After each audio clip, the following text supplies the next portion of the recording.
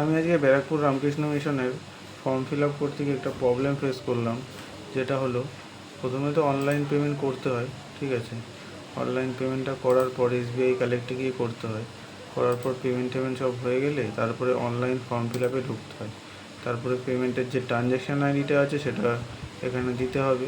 তারপরে এখানে do you have all instruction of school yes করে দিতে হবে এটাকে। তারপরে এটাকেও ইউএস করে দেবেন। এখানে নাম লিখে, গার্জেনের নাম লিখে, এজ বয়স লিখে, অ্যাড্রেস, বাবার নাম, কন্ট্যাক্ট নাম্বার সব লিখে, ঠিক আছে।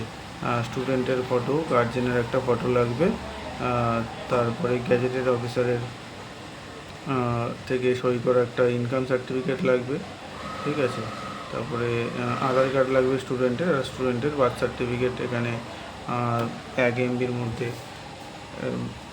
সাইজ করে সাবমিট করে দিতে হবে, ঠিক আছে। এবার প্রবলেমটা হয়েছে কি, কালকে সাবমিট করার পর যখন ডাউনলোড অ্যাডমিট কার্ড অপশানটা আসছে, তখন আর সেই ডাউনলোড আর হচ্ছে না। রোল নাম্বার দিয়ে দিয়েছে কিন্তু ডাউনলোড অ্যাডমিট কার্ড আর হচ্ছে না, ঠিক আছে।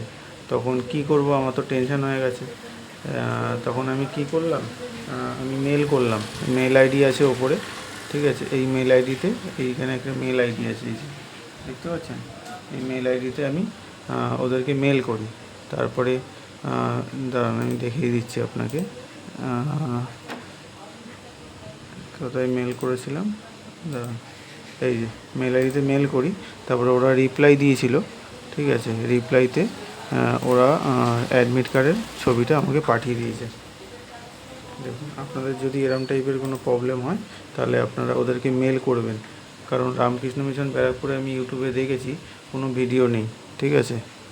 ধন্যবাদ, ভালো থাকবেন।